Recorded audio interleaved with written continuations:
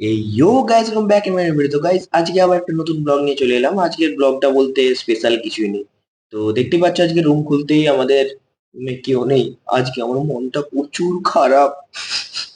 তার জন্য আর কি করব, মেনে নিতে হবে। তারপরে বাইরে গিয়ে কান্নাকাটি করে মুখ টুক ধুয়ে মুখটা মুছে ভাবলাম আজকে একটু প্র্যাকটিসে যাব না, মনটা খারাপ বলে নিচের দিকে ঘুরতে গেলাম। দেখি সবাই ঘর যাচ্ছে, আমি যেতে পারছি না।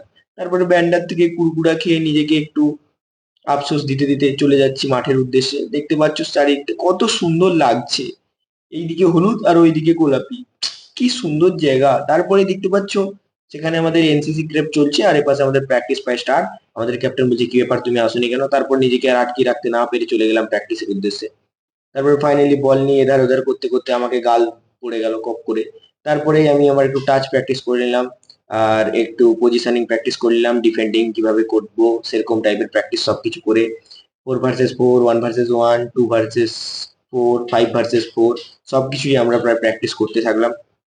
এবং সবাই খুব ভালো করতেছিল, আর আমিও ঠিকঠাক একটু স্কিলফুল প্র্যাকটিস করতেছিলাম। তারপরেই দেখতে পাচ্ছ সবাই আমাদের ডিফেন্ডিংও প্র্যাকটিস করছে, আর আমরা ছিলাম মিডফিল্ডার স্ট্রাইকার্সরা। তারপরেই চলে গেলাম শুটিং প্র্যাকটিসে। প্রথম শুটটা আমার খুব সুন্দরভাবে হয়, আমি প্রচন্ড খুশি হয়ে যাই।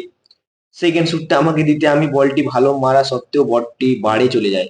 এইটা জিনিসটা আমি দেখেছি, পজিশন করতে গেলেই বল আমার বাইরে চলে যায়, আর জোরে মারলেই নেট ফিট ছিঁড়ে যায়। ভাই খুব আনন্দ পাই।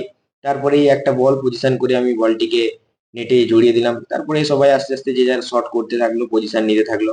ফাইনালি প্র্যাকটিস পাই আমরা শেষ করে নিলাম। আমি জুতো খুলে লিফটে করে রুমের উদ্দেশ্যে চলে গেলাম। আজকে ক্যামেরাম্যান ছিল আমাদের এই বন্ধুটা, খুব সুন্দর লাগলো। তারপরেই আর কি রুমটা সেই ফাঁকা ফাঁকা একা একা লাগায়, কি করবো আর। খেলাধুলা কমপ্লিট করে আমরা খাবার দাবার খেতে চলে গেলাম। খাবার দাবার খেয়ে এসে রুমে চলে এলাম। গুড নাইট সবাইকে।